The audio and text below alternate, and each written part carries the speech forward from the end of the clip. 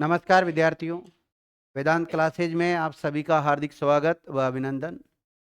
विद्यार्थियों, हमने कल राजस्थान भूगोल में एक टॉपिक स्टार्ट किया था और उसका नाम है पशुपालन। क्या नाम है? पशुपालन। और एक क्लास अपनी इस पे हो चुकी है, आज सेकंड क्लास है। तो अगर हम देखें तो इसमें हमने स्टार्ट किए थे मेले। क्या स्टार्ट किए थे विद्यार्थियों? मेले स्टार्ट किए थे। तो राजस्थान का जो पशुपालन निदेशालय है उसके द्वारा 10 पशु मेलों का आयोजन करवाया जाता है। लेकिन ऐसा नहीं है कि राजस्थान में केवल ये 10 ही मेले भरते हो, बल्कि लगभग 250 के आसपास राजस्थान में मेले भरते हैं। कितने? पशु मेले 250 के आसपास भरते हैं। तो सारे तो हम पढ़ नहीं सकते, मुख्य मुख्य थे 10 मैंने आपको पढ़ा दिया। कौन कौन से मेले पढ़ाए थे एक बार नाम बताएंगे आप लोग? क्रमबद्ध तरीके से बताओ। सबसे पहला कौन सा लिखा था?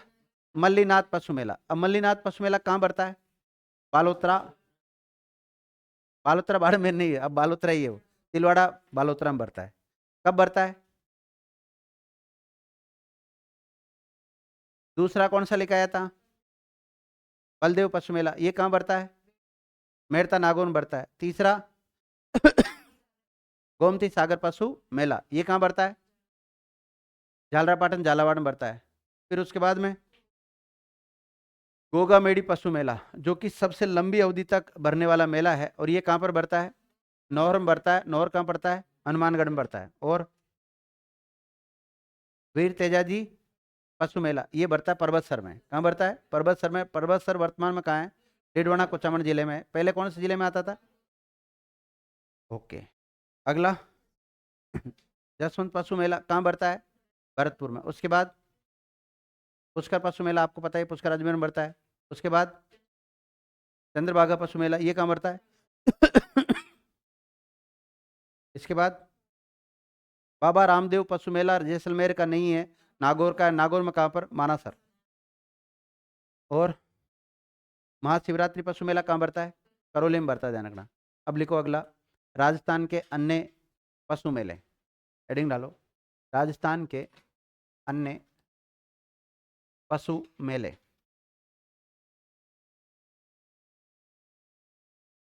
देखो, बजरंग पशु मेला। कौन सा?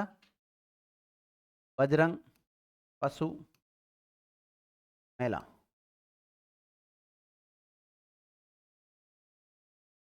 कौन बताएगा कहाँ बढ़ता है? नहीं नहीं, एक केवल लोकेशन लगाएंगे। कहाँ बढ़ता है? भरतपुर। कहाँ बढ़ता है विद्यार्थियों? भरतपुर बढ़ता है। चंद्रभागा पशु मेला कहाँ बढ़ता है?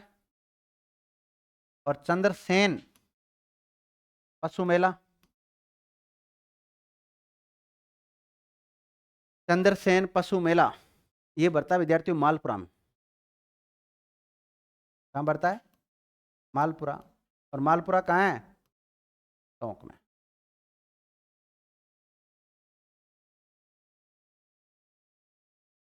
देखो, जसवंत पशु मेला कहाँ बढ़ता है?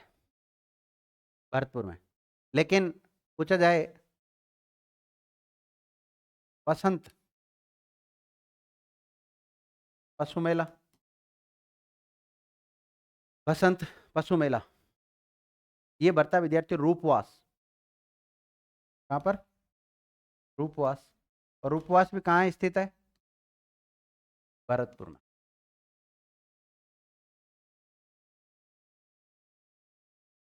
लिख लिया? लिखो, केवड़िया पशु मेला। केवड़िया, केवड़िया पशु मेला। केवड़िया पशु मेला राजस्थान में कहाँ बढ़ता है? रानीवाड़ा में। कहाँ बढ़ता है विद्यार्थियों? रानीवाड़ा। और रानीवाड़ा कहाँ है? जालोर। लिख लिया? लिखो, सारणेश्वर मेला। सारणेश्वर पशु मेला, पशु, ये बढ़ता है विद्यार्थी सिरोही। कहाँ बढ़ता है? जीरो में बढ़ता है। लिख लिया?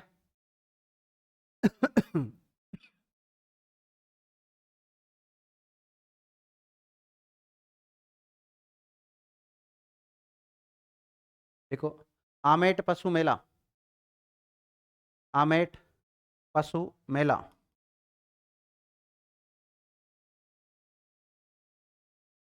और ये बढ़ता है राजसमंद में। कहाँ बढ़ता है? राजसमंद।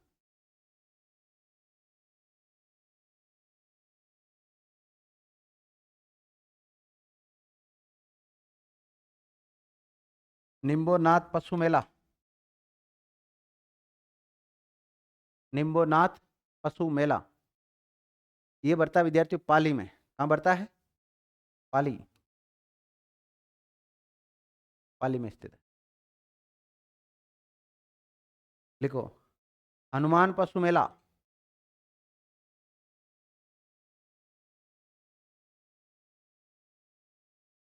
हनुमान पशु मेला कहाँ बढ़ता है? जसवंतगढ़। कहाँ बढ़ता है विद्यार्थियों? जसवंतगढ़। और जसवंतगढ़ पड़ता है डिडवाना कुचामन जिले में। कहाँ पर? डिडवाना कुचामन में। नया डिस्ट्रिक्ट बन गया ना, डिडवाना कुचामन में।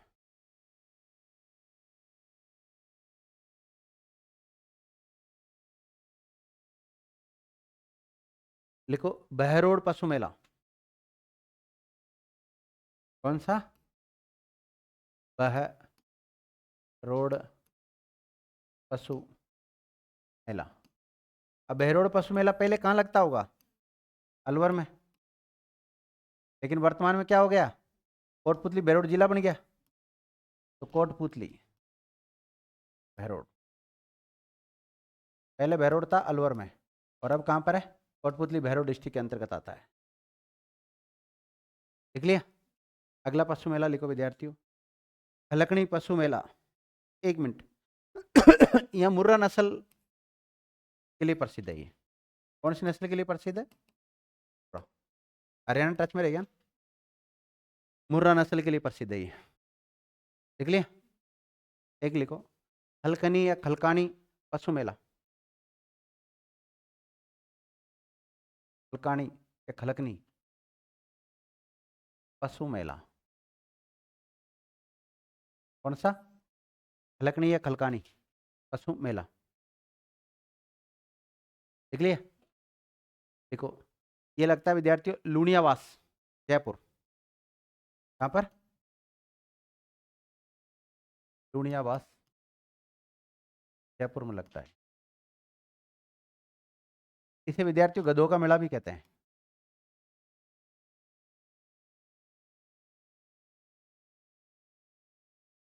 इसे गधों का मेला भी कहते हैं। आपसे पूछा जाए गधों का मेला कहाँ लगता है? लूणियावास, जयपुर में लगता है विद्यार्थियों। और मेले का नाम क्या है? खलकनी पशु मेला विद्यार्थी। लिख लिया? तो ये 10 हो गए, और अन्य जो लिखाए थे आपको वो भी आपके क्या हो गए? कंप्लीट हो गए।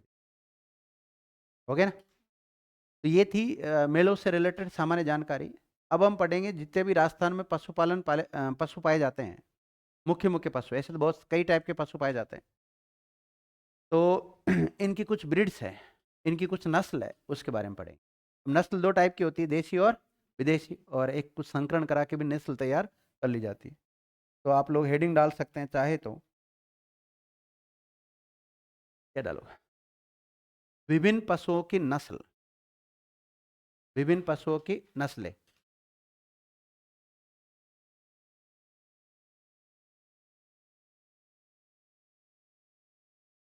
विभिन्न पशुओं की नस्लें, विभिन्न पशुओं की नस्लें। इंग्लिश में बोलते हैं विद्यार्थियों ब्रीड, BREED।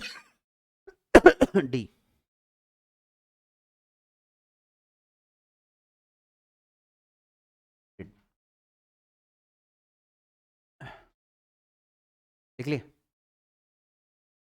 किसे कहते हैं ब्रीड? नस्ल किसे कहते हैं?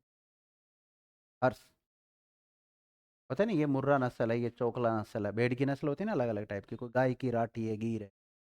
भेड़ की भी आपने देखी है, भैंस की भी देखी है। मुर्रा जैसे भैंस की नस्ल होती है। क्या होती है ब्रीड? ब्रीड यानी नस्ल।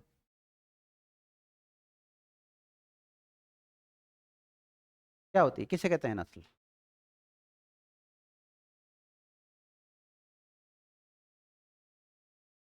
नहीं आता किसी को?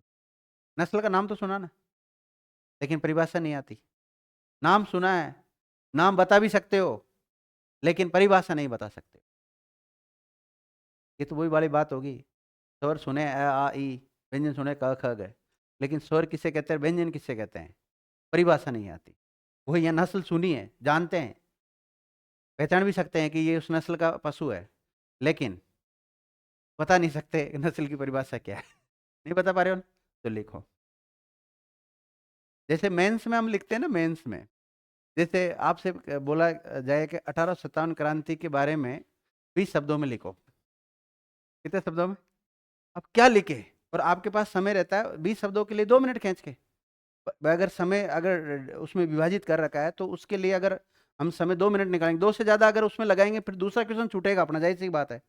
तो माना कि 2 मिनट, अब 2 मिनट में सोते हैं 1857 का, 1857 क्रांति पूरी आती है, निबंधात्मक पूरा लिख देते हैं आप। लेकिन आपको लिखना कितने में? 20 शब्दों। 20 शब्दों का मतलब 2 लाइन।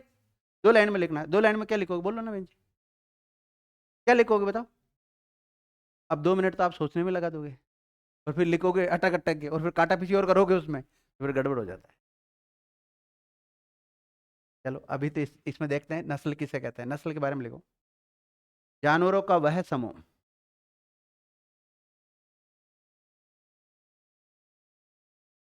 जानवरों का वह समूह जो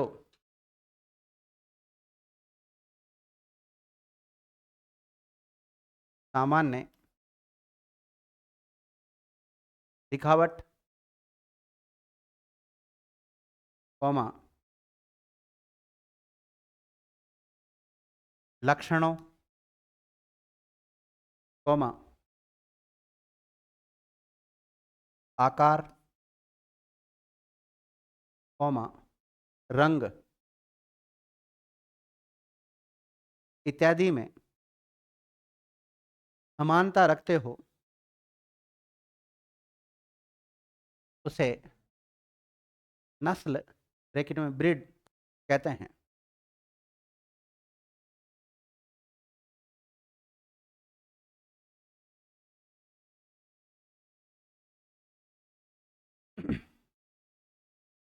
लिख लिया? अब देखिएगा विद्यार्थियों, ये जो नस्ल है, इनको उत्पत्ति के आधार पर 2 भागों में बांट सकते हैं, देसी नस्ल और विदेशी नस्ल। इंडिजीनियस ब्रीड और एक्सोटिक ब्रीड्स। देखिएगा नस्लों को उनकी उत्पत्ति के आधार पर, नस्लों को उनकी उत्पत्ति के आधार पर 2 भागों में बांटा जा सकता है।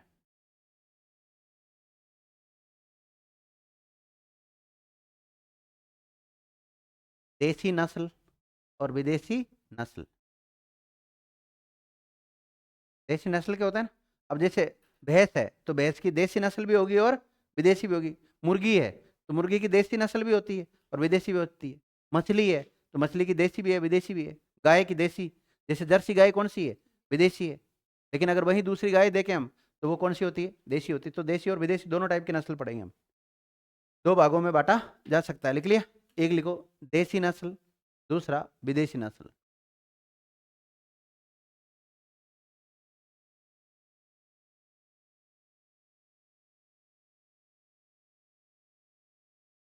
लिख लिया? हेडिंग डालो, देसी नस्ल और विदेशी नस्ल में अंतर। देसी व विदेशी नस्ल में अंतर।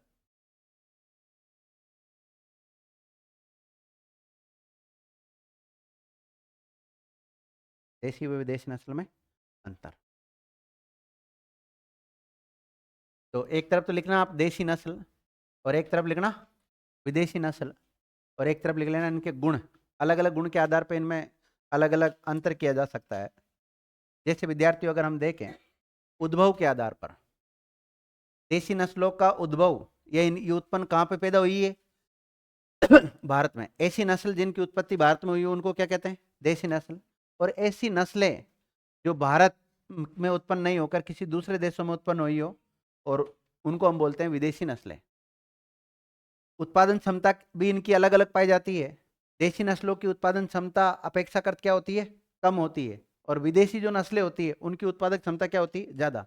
एक हम पूर्ण देशी गाय लेकर आते हैं और एक विदेशी गाय लेकर आते हैं तो दूध कौन सा ज़्यादा देती है? विदेशी वाला ज़्यादा देती है ना। लेकिन एक गाय विद्यार्थी जो बिल्कुल ठंडे वातावरण में रहती थी उसको राजस्थान में लाके बांध दोगे आप तो उसका मरना तय है। या तो फिर उसके लिए एसी वेसी लगाओ। आपने देखा होगा ना कई जानवरों के लोग बाग एसी लगा के रखते हैं। वो ऐसे नहीं है कि वो जानवर वीआईपी, वो जानवर वीआईपी नहीं है। उसकी सामान्यतः उत्पत्ति ऐसे क्षेत्र में हुई है जो ठंडा प्रदेश है। अब आप उसको गर्म प्रदेश में रखोगे तो उसको वातानुकूलित तो बनाना पड़ेगा ना भाई। तो हरियाणा में कई बार देखा होगा आपने डेयरी फार्म होते हैं उन पर किसी किसी पशु के लिए एसी लगा के रखते हैं। वो लोग कहते हैं यहाँ आदमियों के लिए एसी नहीं है, यहाँ जानवरों के लिए एसी लगा रखी कि मजबूरी है, उस जानवर को वैसा वातावरण देना जरूरी, नहीं मर जाएगा वो। इसके अलावा रोग प्रतिरोधक क्षमता के अनुसार दोनों में अंतर देखें तो जो भारत वाली जो पशु होते हैं उनमें रोग प्रतिरोधक क्षमता क्या है? ज़्यादा पाई जाती है बजाय विदेशियों के।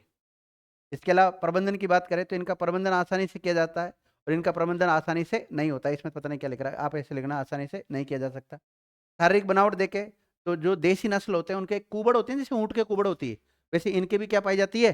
कुबड़ पाई जाती है और इनके कुबड़ नहीं पाई जाती है। और उदाहरण देखें तो गाय की जैसे देशी नस्ल गिर, बदावरी वगैरह या अन्य जो नस्लें आ जाती, इसमें देखें तो जर्सी, होल्स्टीन, फीजियन ये सब आ जाती है ना। तो ये दोनों में जो अंतर है उसको लिख लें आप एक बार।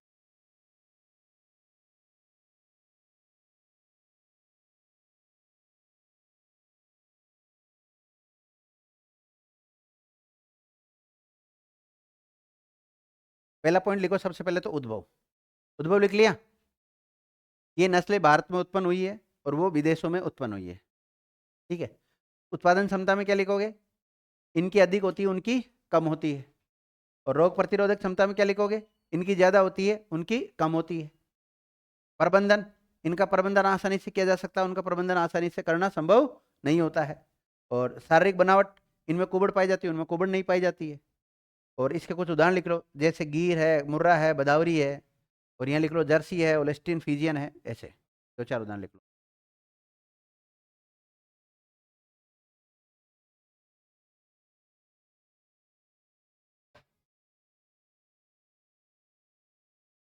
उतार लिया? जल्दी उतारो, नहीं तो इसको है ना बाद में उतार लेना, आप जगह छोड़ दो क्योंकि इतनी देर मैं बैठूंगा नहीं ना। फिर आपको पीडीएफ भेज दूंगा, पीडीएफ से उतार लेना इसको।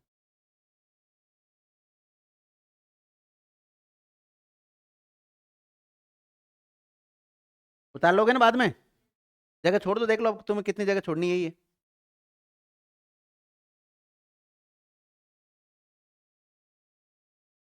एक नोट डालो विद्यार्थियों, एक नोट डालिएगा। भारत में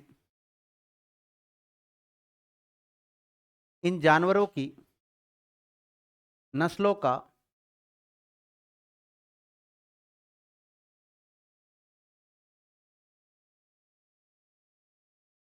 भारत में इन जानवरों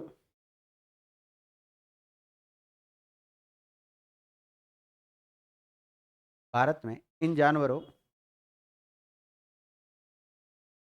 की नस्लों का रजिस्ट्रेशन करने के लिए, रजिस्ट्रेशन पंजीकरण, रजिस्ट्रेशन क्या बोलते हैं? पंजीकरण करने के लिए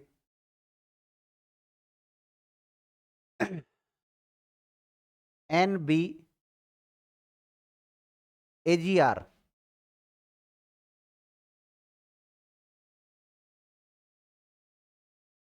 NBAGR की स्थापना की गई है। किसकी? इन पशुओं की, इन जानवरों की नस्लों का पंजीकरण करने के लिए यानी रजिस्ट्रेशन करने के लिए किसका गठन किया गया विद्यार्थियों? NBAGR का गठन किया गया। मतलब इनकी नस्लों को जो रजिस्ट्रेशन करने का काम करता है वो NBAGR करता है।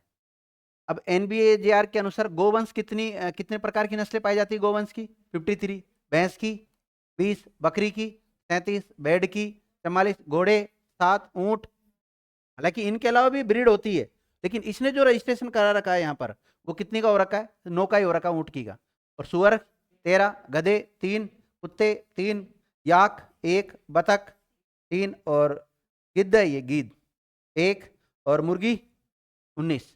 तो इस प्रकार की इन नस्लों का क्या हो रखा है यहाँ पर रजिस्ट्रेशन हो रखा है। कहाँ पर?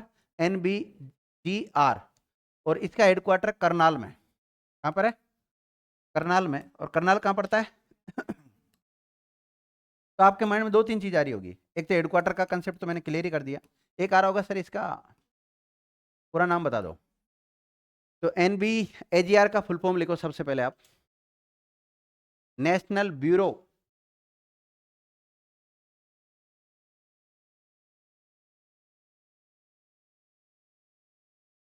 National bureau of animal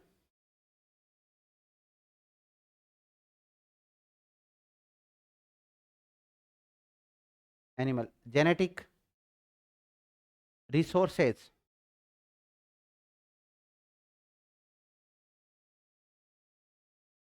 genetic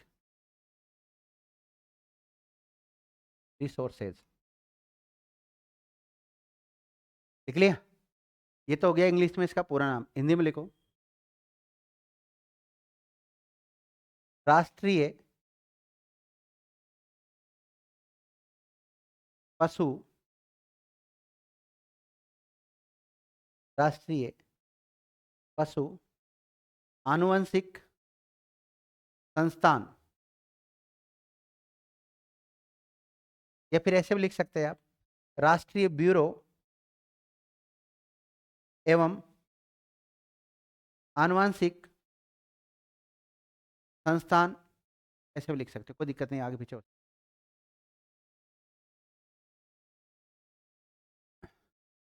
लिख लिया? क्या लिखा है हिंदी में? क्या लिखा है? राष्ट्रीय। भाई नेशनल इनका सबका हिंदी अर्थ लिख लो आप, तो कहने का मतलब ये है। नेशनल का क्या हो जाएगा? राष्ट्रीय हो जाएगा। ब्यूरो का ब्यूरो रहने देना। एनिमल का पशु हो जाएगा। जेनेटिक का आनुवंशिक हो जाएगा। और रिसोर्सेज इसमें आ जाएगा, अनुसंधान हो जाएगा। ये कहाँ विद्यार्थियों? लिखो, मुख्यालय करनाल हरियाणा। देखो, इसके द्वारा अब तक 212 कितनी नस्लें? 212 नस्लों का रजिस्ट्रेशन किया जा चुका है।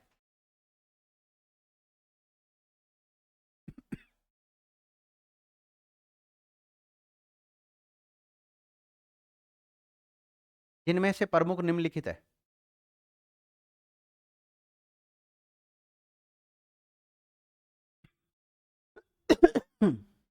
जिनमें से प्रमुख निम्नलिखित है, ये लिख लो सारा।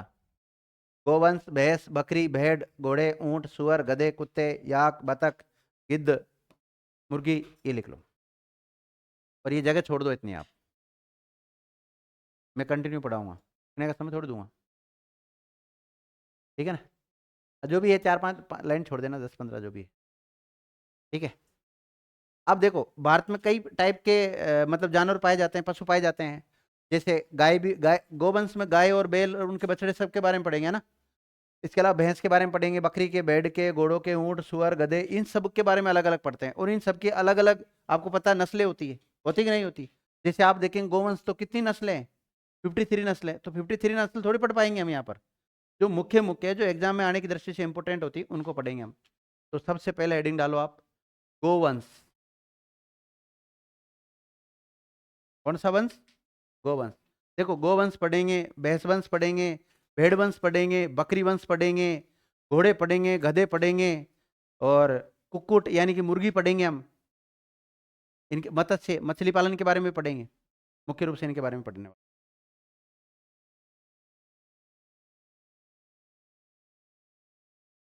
गोवंश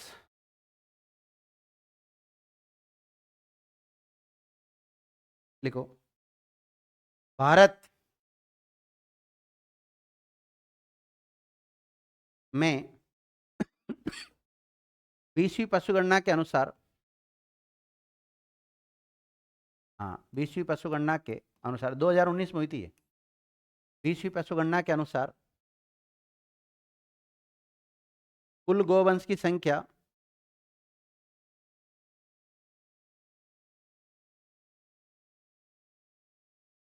1934.63 लाख है। पूरे भारत में कितने गोवंश है? 1934.63 लाख गोवंश है। लिख लिया? जो कि पिछली पशुगणना के अनुसार या पिछली पशुगणना की तुलना में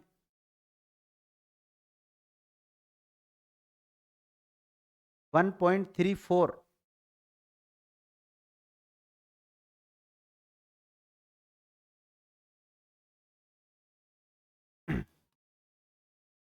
देखो विद्यार्थियों, भारत में 19वीं पशुगणना के अनुसार गोवंश की संख्या कितनी बताई गई है? 1934.63 लाख बताई गई है। जो अगर 19वीं और 20वीं की दोनों की तुलनात्मक दृष्टि से देखें तो 19वीं की अपेक्षा 20वीं में गोवंश की संख्या में वृद्धि हुई है। क्या हुई है? वृद्धि। और कितनी? 1.34% की वृद्धि हुई है। लिख लिया ना आपने? क्या लिखा है? परसेंट की वृद्धि हुई है। देखो 20वीं पशुगणना के अनुसार भारत के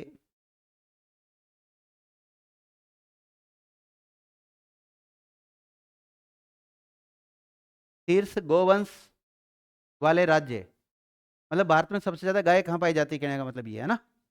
गोवंश का मतलब क्या है यहाँ? मुख्य रूप से गाय। अब जो भी उनके जो भी बछड़े वगैरह होते हैं वो भी सब इसमें आ जाते हैं। 20वीं पशुगणना के अनुसार भारत में सबसे ज्यादा गाय कहाँ पाई जाती है, बताओ आप तो। हैं? कहाँ पाई जाती है बहन जी? पश्चिम बंगाल में छोड़ेंगे गायों को? कहाँ पाई जाती होगी बताओ आप? यूपी, महाराष्ट्र? तो मैं 20वीं पशुगणना के अनुसार बता रहा हूँ। किसके अनुसार बता रहा हूँ? 20वीं पशुगणना के अनुसार।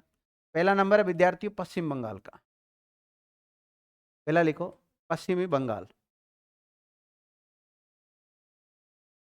वहां पे विद्यार्थियों 190.78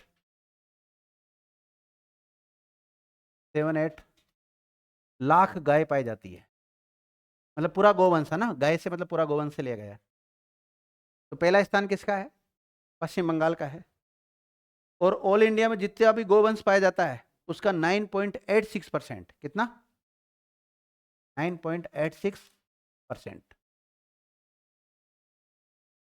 देखो आपसे पूछा जाए भारत में सबसे ज्यादा गोवंश कहां पर पाया जाता है, तो आपको जवाब देना है पश्चिम बंगाल। कौन सा? पश्चिम बंगाल। और पश्चिम बंगाल में कितना गोवंश पाया जाता है? 190.78 लाख गोवंश पाया जाता है टोटल। जो पूरे देश का 100%, जैसे हमारे पूरे देश में जितने भी गोवंश पाया जाता है उसका कितना प्रतिशत निकल के आ रहा है वहां पे? 9.86। दूसरा राज्य का नाम लिखो विद्यार्थियों, यूपी। आपसे पूछा जाए गोवंश के मामले में भारत का दूसरा सबसे बड़ा राज्य कौन सा है? यूपी। दूसरा कौन सा विद्यार्थियों? यूपी।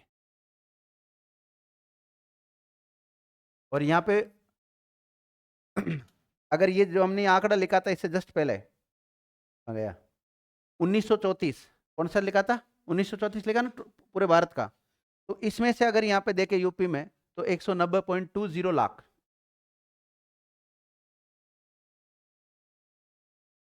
जो कि अगर परसेंटेज में देखे तो 9.83%। पूरे भारत का कितना प्रतिशत पाया जाता है? तीसरा लिखो एमपी, मध्य प्रदेश 187.51। मैंने कल कहा था ना आपसे, आज अब के बाद में क्या आने वाले हैं ज्यादातर? आंकड़े आंकड़े आने वाले हैं। पहले तो कल ही लिखा दी मैंने आपको। इसका होगा विद्यार्थियों 9.69%। देख लिया? चौथा लिखो बिहार।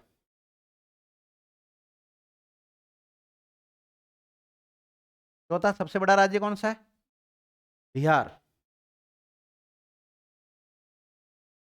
लिख लिया?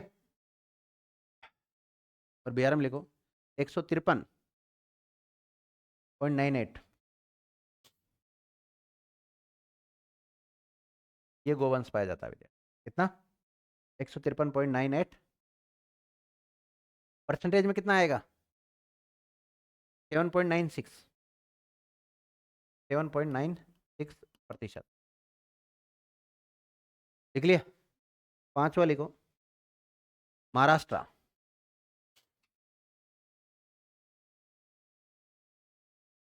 पांचवा कौन सा? महाराष्ट्र। और महाराष्ट्र में गोवंश पाया जाता है विद्यार्थियों 139.92।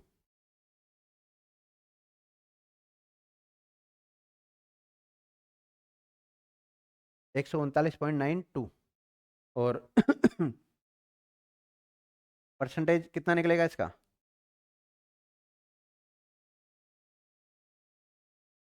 कितना निकलेगा भाई?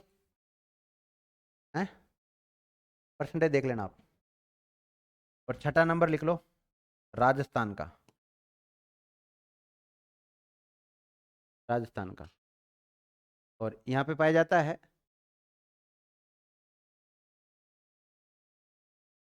139.38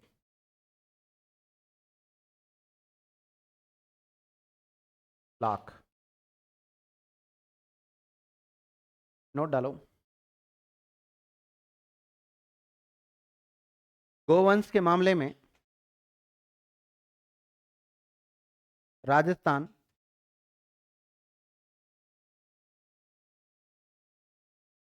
गोवंश के मामले में राजस्थान भारत में छठा स्थान रखता है। कौन सा स्थान रखता है? छठा स्थान रखता है। लिख लिया? जो कि देश का 7.2% है। कितना? 7.2% है। कुल देश का कितना रखता है विद्यार्थियों? 7.2% रखता है।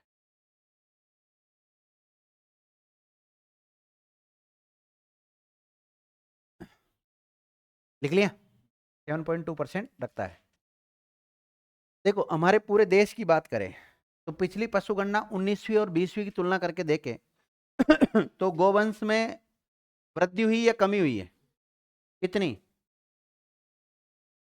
1.34% की वृद्धि हुई है। अगर राजस्थान में देखें पिछली 19वीं के आंकड़े और 20वीं के आंकड़ों में तुलना करके देखें तो राजस्थान में भी वृद्धि हुई है। राजस्थान में भी क्या हुई है? वृद्धि हुई है। लिखिएगा एक नोट डालो।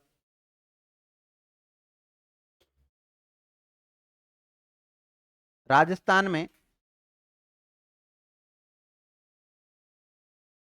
पिछली पशुगणना के मुकाबले या पिछली पशुगणना की अपेक्षा इस पशुगणना में 4.60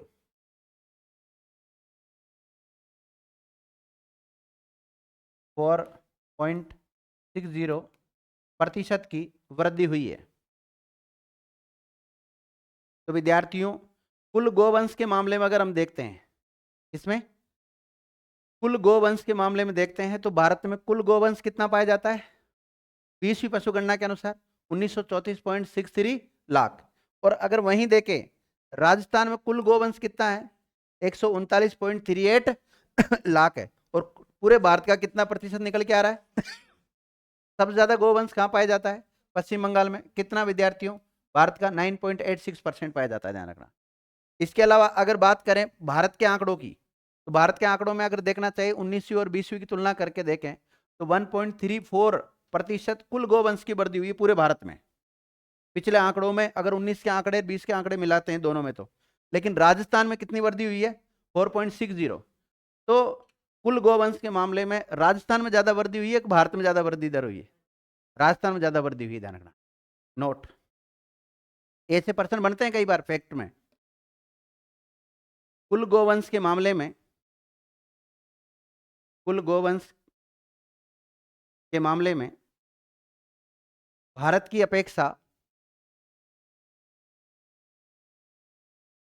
अपेक्षा राजस्थान में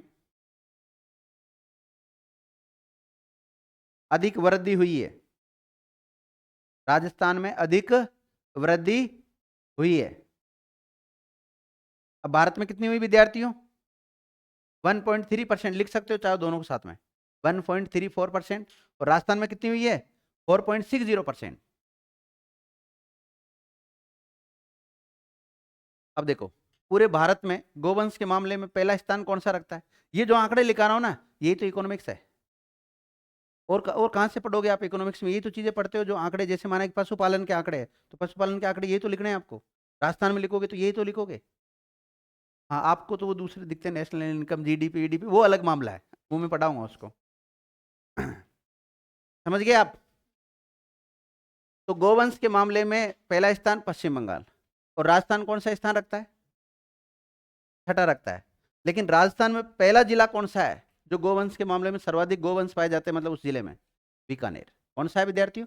बीकानेर। तो लिखो राजस्थान में गोवंश के शीर्ष जिले, राजस्थान में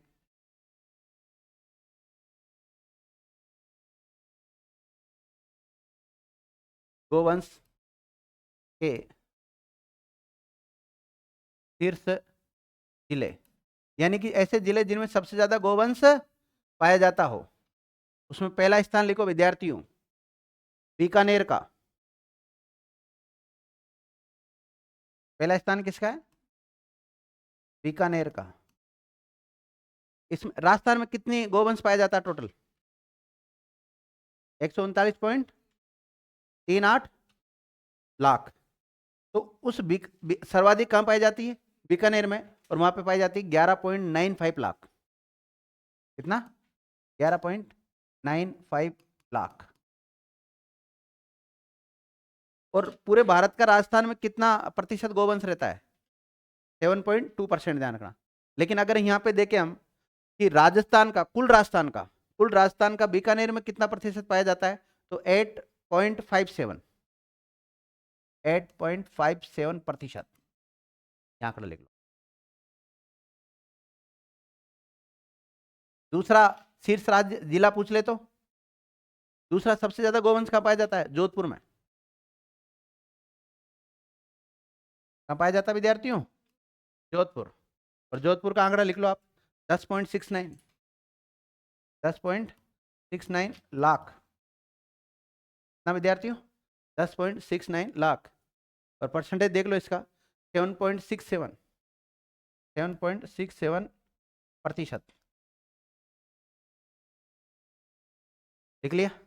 तीसरा लिखो बाड़मेर।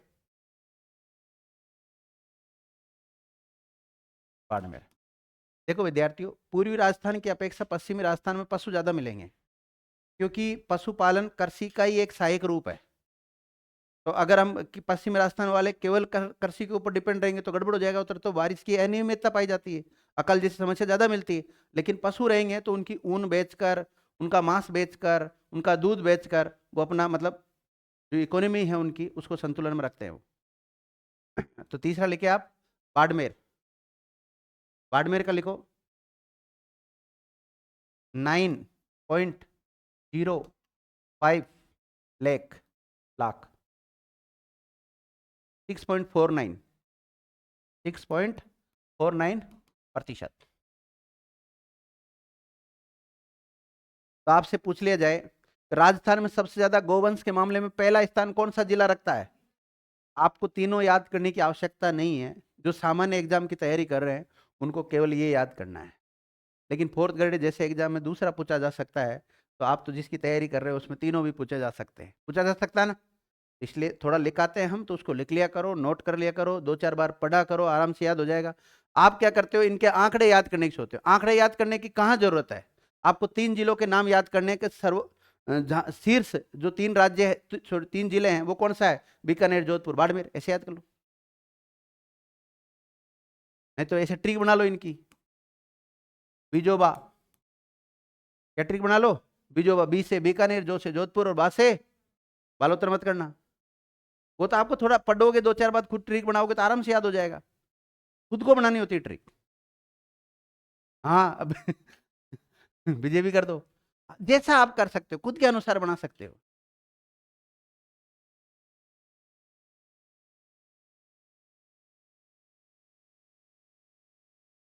ये बीकाजी जाए भाड़ में, हम तो इसी बनाते कई बार। बीका जाए भाड़ में, बीका से मतलब बीकानेर, जय का मतलब जोधपुर और भाड़ मतलब बाड़मेर। कई प्रकार से बना सकते हैं। ठीक है, तो ये तो हो गया तीर्थ राज्य। अब न्यूनतम गोवंश वाले लिख ले। राजस्थान के वे जिले जिनमें न्यूनतम गोवंश पाया जाता है, लिखो। राजस्थान के न्यूनतम गोवंश वाले जिले।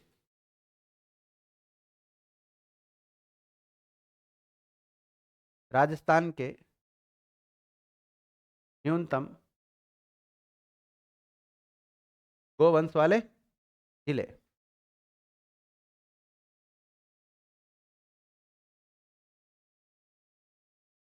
न्यूनतम गोवंश वाले जिले। पहला लिखो विद्यार्थियों आप, धौलपुर।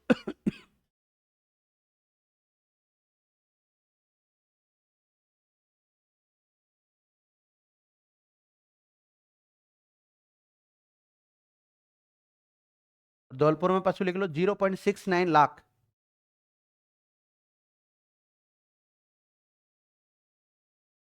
लिख लिया। अगर आप राजस्थान का परसेंटेज निकालते हो तो राजस्थान का जहां विद्यार्थियों बीकानेर में 11.9 नहीं सॉरी 8.57% पाया जाता है, यहाँ पे 0.49% पाया जाता है। 0.4। देखो ये आंकड़े परसेंटेज में पूछा जा सकते हैं, ये भी पूछे जा सकते हैं, दोनों ही पूछे जा सकते हैं, डिपेंड करता है कौन से आंकड़े देता है। देखो सबसे कम गोवंश कहाँ पाया जाता है? धौलपुर। न्यूनतम में दूसरा नंबर का जो जिला है उसका नाम है करौली। का नाम कौन सा विद्यार्थियों? करौली। और करौली में आप लिख सकते हो 0.72 नहीं 2 नहीं 3 0.73 लाख। लिख लिया। अगर ये परसेंटेज में देखेंगे तो 0.52%।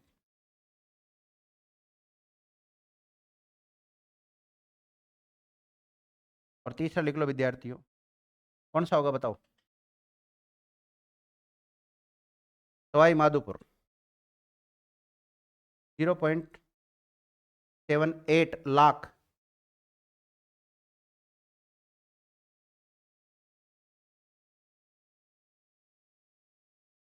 और परसेंटेज में लिख सकते हो 0.56%।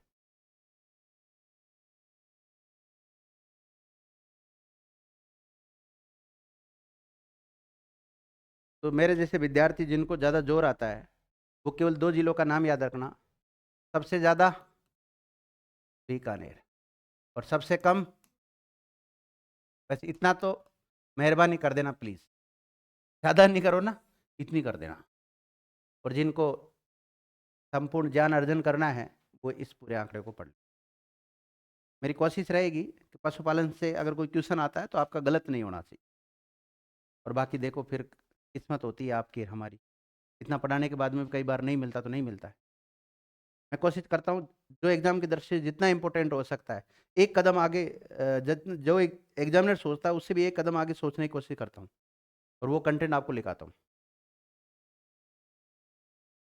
लिख लिया विद्यार्थियों? अब मुझे बताओ, राजस्थान गोवंश के मामले में इंडिया में कौन सा स्थान रखता है? छठा स्थान रखता है। कितना गोवंश है राजस्थान में? 139.38 लाख। यही है, ये गोवंश है पूरा। ये क्या है? गोवंश। अब गोवंश में तो विद्यार्थियों नर भी आता है और मादा भी आता है। मादा गोवंश और एक नर गोवंश, मेल और फीमेल दोनों ना। देखिएगा, राज्य में कुल गोवंश, राज्य बोले तो राजस्थान, राज्य की जगह राजस्थान लिख लो तुम तो। राजस्थान में, कई बार आप पॉलिटिकल में राज्य की जगह पूरे देश को समझ लेते हो। तो राज्य का मतलब क्या है यहाँ पर? राजस्थान में कुल गोवंश 139.38 लाख है, जिसमें से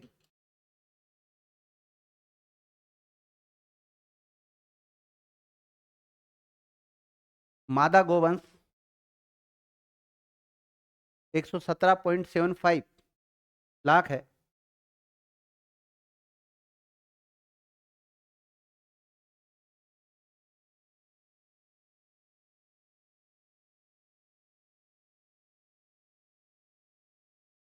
देख लिया। और नर गोवंश 21.64 लाख है, लगभग में है ना आंकड़े। तो नर ज्यादा पाए जाते हैं कि मादा ज्यादा पाई जाती है? मादा, मादा 117 लाख के आसपास है, और नर कितने हैं? 21 लाख के आसपास है, देख लिया। अगर हम देखें विद्यार्थियों, ये जो गोवंश है इसमें कुछ देसी भी होते हैं, देसी नस्ल पाई जाएगी नहीं पाई जाएगी, और विदेशी नस्ल के भी होंगे इसमें। देखो, देसी नस्ल का गोवंश 116.15 लाख है। कितना है? 116.515 लाख है, क्योंकि देसी ज्यादा मिलेगी, विदेशी तो क्या है, कम है। दूसरा लिखो, विदेशी, और इसमें संकर को भी शामिल कर रखा है ना, संकर जो ब्रीड है ना, संकर ओब्लिक विदेशी गोवंश 23.23 लाख है, लगभग ये आंकड़े सारे।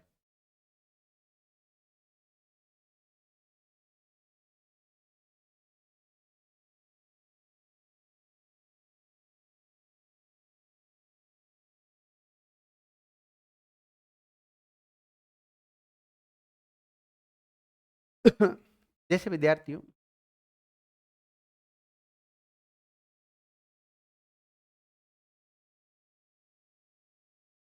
एक सामान्य तो कोई महिला होती है तो उसका जो गर्भकाल है वो कितना होता है? 9 महीने का होता है, 9 तिया 27, 270 दिन के आसपास होता है लगभग, है ना, 260-70 दिन का होता है। लेकिन अगर इस मादा गोवंश का गर्भावधि देखें हम, तो इसका होता है विद्यार्थी 280 दिन। कितना?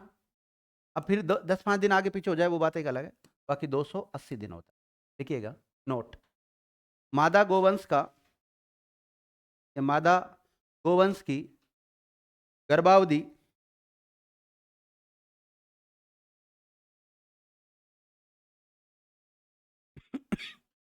औसतन, औसत है ना एक प्रकार से, औसतन 280 दिन होती है।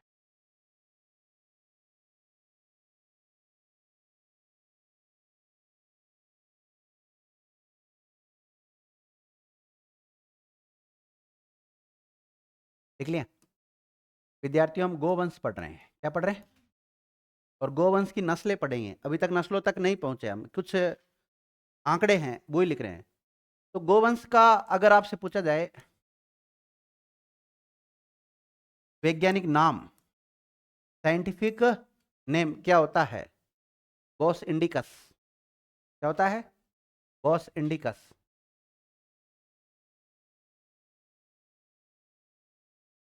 Bos indicus. इंग्लिश में लिख लेना, BOSINDICUS, इंडिकस।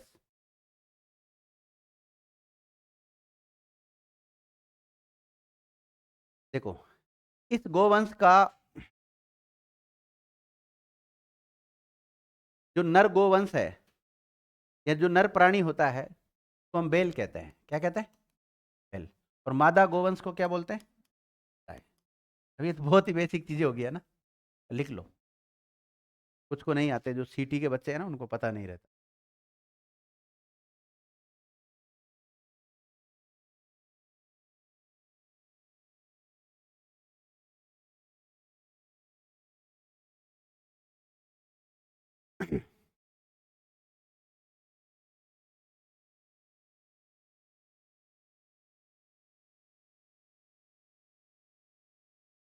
देखो विद्यार्थियों, एनबीएजीआर बताया था मैंने आपको, national bureau of animal genetic resources. इसके द्वारा गोवंश की कितनी नस्लों का रजिस्ट्रेशन कर रखा है? 53 नस्लों का रजिस्ट्रेशन कर रखा है। एक नोट डालिएगा, एनबीएजीआर, नोट डालिएगा, एनबीएजीआर के द्वारा गोवंश की 53 नस्लें पंजीकृत है, पंजीकृत है। वापिस क्या बोलना, एनबीएजीआर के द्वारा 53 नस्लें पंजीकृत है।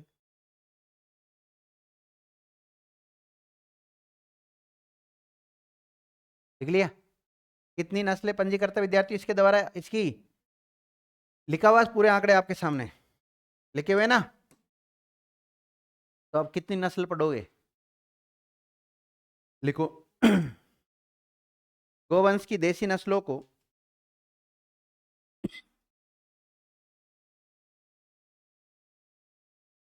निम्नलिखित भागों में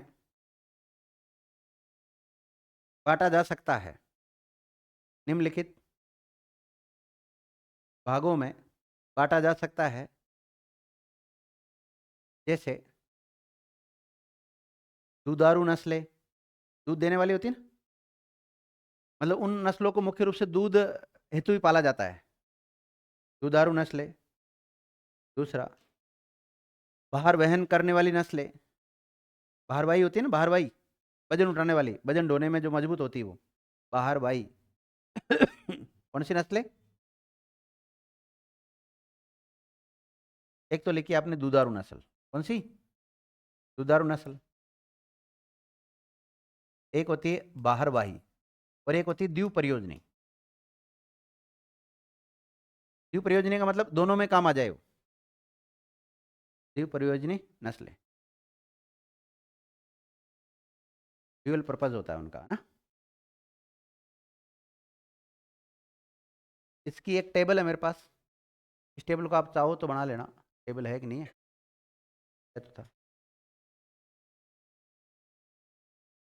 ये दुधारू नस्लें हो जाएगी, ये बाहरवा नस्लें हो जाएगी, और ये द्विप परियोजनी नस्लें हो जाएगी। द्विप परियोजनी में देखो कौन सी, हरियाणवी, कांकरोज, मेवाती, डांगी, डियोनी, निमारी और अंगोला नारी कथानी। और इसमें कौन सी आ जाएगी? मासीलम, लखीमी, बद्री, पवार, सीरी, पुल्लुकन, गेकायम, होलिकर, बेचूर, बचूर, मालवी, खिल्लारी, नागौरी, अमृत महल। और इसके अलावा गीर, साहिवाल, ये कौन सी, सिंधी, रेक सिंधी, थार पारकर, राठी, सांचोरी, ये सब आ जाएगी। इतनी जगह छोड़ देना, इनको बना लेना आप, ठीक है? जगह छोड़ दो।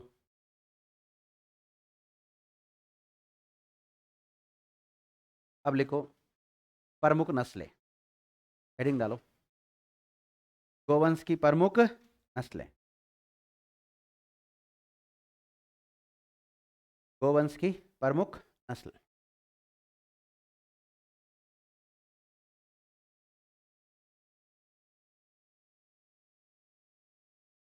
गोवंश की प्रमुख नस्ल, और सबसे पहले लिखो आप गिर नस्ल। ये गायों की नस्लों के बारे में पढ़ेंगे हम, है ना।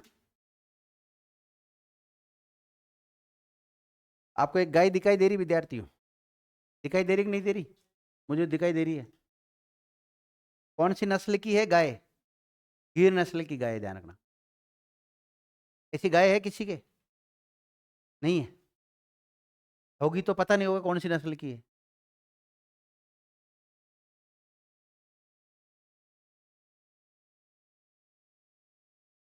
अन्य नाम लिखो इस गाय के, अन्य नाम। इसे विद्यार्थियों रेंडा भी कहते हैं। क्या कहते हैं? रेडा या रेंडा।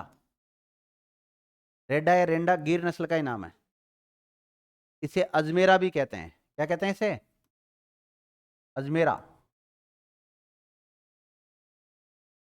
इसे काठियावाड़ी गाय भी बोलते हैं। क्या बोलते हैं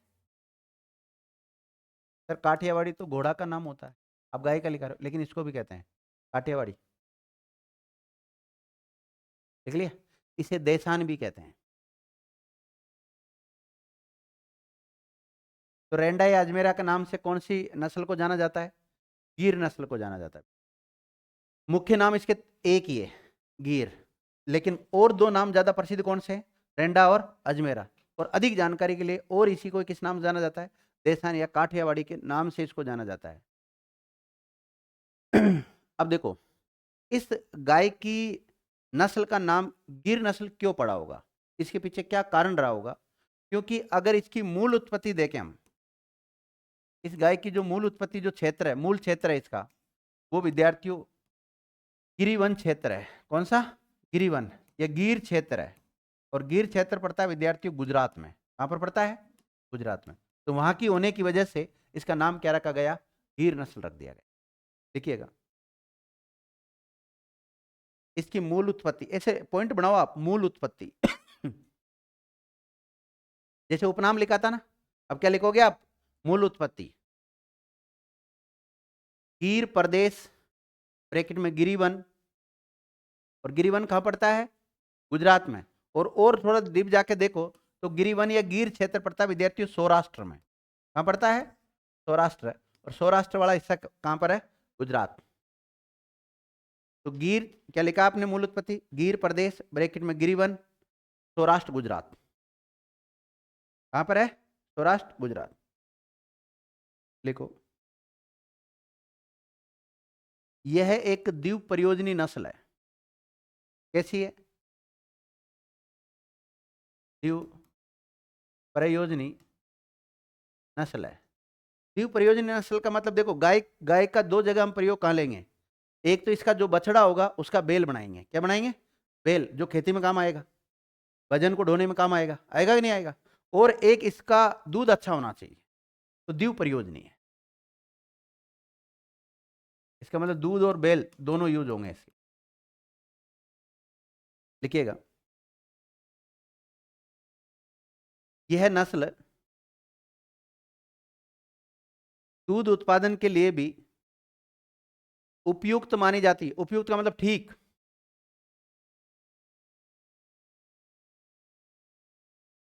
दूध उत्पादन के लिए भी ठीक मानी जाती है। अब बताओ विद्यार्थी, अगर इसका दूध अच्छा होगा, ज्यादा मात्रा में ये दूध देगी, तो फिर इसकी मांग बढ़ेगी कि नहीं बढ़ेगी? तो डेयरी में इसका यूज होगा कि नहीं होगा? अतः इस नस्ल की डेयरी व्यवसाय में, कौन सा व्यवसाय? डेयरी, डेयरी व्यवसाय में अधिक मांग है। अधिक मांग होती है, लिख सकते हो।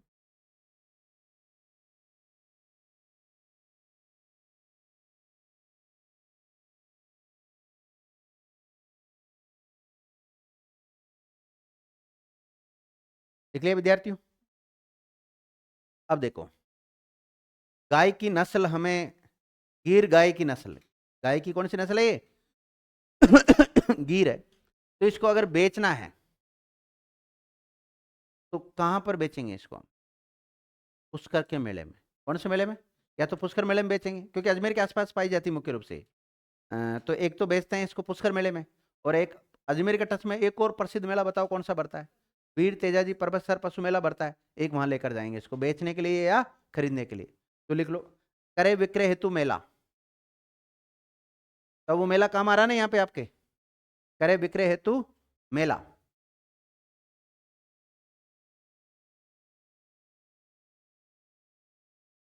लिख लिया? क्रय विक्रय हेतु मेला, मेला लिख लो। पुष्कर पशु मेला, पुष्कर पशु मेला।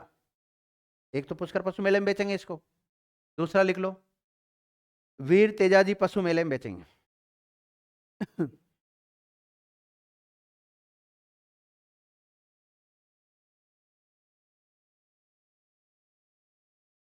तो क्रय विक्रय हेतु मेला, एक तो हो जाएगा पुष्कर मेला। कौन सा? पुष्कर पशु मेला कहाँ है? अजमेर। और दूसरा वीर तेजा जी पशु मेला, ये कहाँ बढ़ता है? पर्वत रेणु पर्वत सर कहाँ है? ये क्या बोल रही, बता तू बता। डिडवाना कुचामन कहाँ पर है? डिडवाना कुचामन। देखो,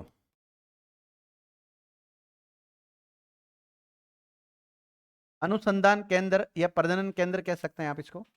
अनुसंधान केंद्र, गिर नस्ल के पशुओं को कौन से केंद्र पर लेकर जाएंगे? अनुसंधान केंद्र, या इनके नजदीकी केंद्र कौन सा होगा? पहले तो विद्यार्थियों, ये जो गिर नस्ल के पशु होते थे, इनको डग अनुसंधान केंद्र लेकर जाते थे। कहां पर? डग प्रजनन या अनुसंधान केंद्र झालावाड़ में लेके जाते थे। कहां पे लेके जाते थे? झालावाड़। अब झालावाड़ बहुत दूर पड़ जाता है विद्यार्थियों, खर्चा बहुत ज्यादा लगता है, तो फिर अब कहां ले जाते हैं? नागौर, वर्तमान। पूर्व में यहाँ लेके जाते थे। तो इसका नजदीकी अनुसंधान केंद्र लिख लो, नागौर। वर्तमान कौन सा है? नागौर। और पहले डग में। पुराना एग्जामिनर ने अगर पुराने आंकड़ों के अनुसार अगर क्वेश्चन दे दिया, ये जिलों से कोई फर्क नहीं पड़ा, यहाँ पर जिलों वाली कोई बात नहीं है, तो अनुसंधान केंद्र एक और बना दिया, नागौर। तो अब बताओ, अजमेर वाला व्यक्ति झालावाड़ जाएगा, नागौर जाएगा? नागौर लेके जाएगा ना अपने पशु को, तो इसलिए यहाँ पे बना रखा है। देखो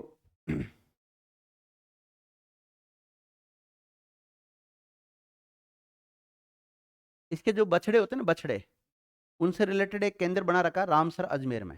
लिखिएगा नोट, गिर बछड़ा पालन केंद्र रामसर अजमेर में बनाया गया है। कहां पर? रामसर अजमेर में गिर नस्ल के बछड़ा पालन केंद्र कहां पर बनाया गया है? रामसर अजमेर में। देखो विद्यार्थी, पूरे भारत में कितना गोवंश पाया जाता है? कितना? ये मेमोरी आपकी। राजस्थान में कितना पाया जाता है? उसमें से विद्यार्थियों टोटल जो गोवंश है ना, उसका 10.43। कितना? 1 मिनट, 10.43 गोवंश कौन सी नस्ल का है? गिर नस्ल का है। एक नोट डालें, 20वीं पशुगणना 2019, 20वीं पशुगणना कब की है? 2019 के अनुसार राजस्थान में गिर गोवंश की कुल संख्या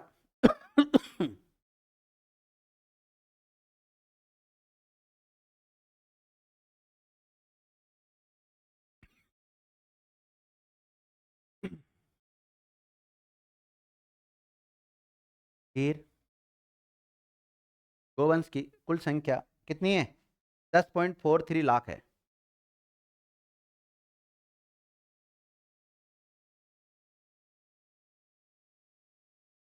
देखो, यह एक शांत स्वभाव की नस्ल है।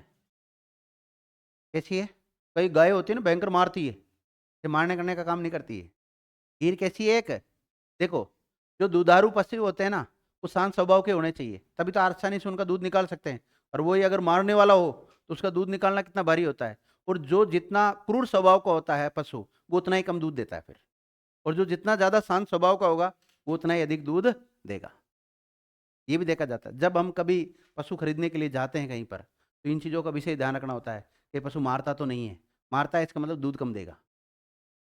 ध्यान रखा करो इन चीज़ों। भाई हम सब गांव से बिलोंग करते हैं, छोटी मोटी चीज़ों का ध्यान तो रख सकते हैं, एक दो पशु तो सबके होते हैं लगभग, तो इन चीज़ों का ध्यान रखना चाहिए। या अपने पास कोई ऐसा पशु है जो मारता है, उसको निकाल दो टाइम पे, इसमें फायदा है।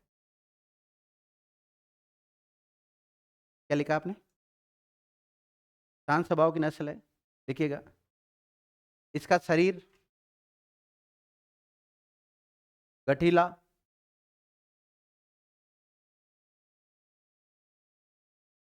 ललाट उभरा हुआ,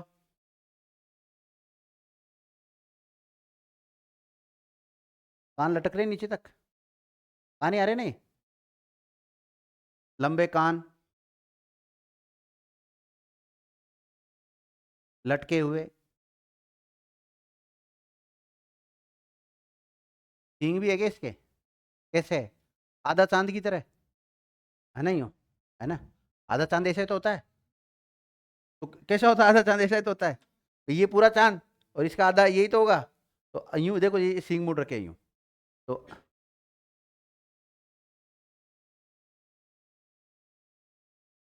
अच्छा, ये परछाई है सींग की, तो आधा चांद ही तो है ना, नहीं का आधा चांद है ना, तो लिखो सींग अर्धचंद्राकार।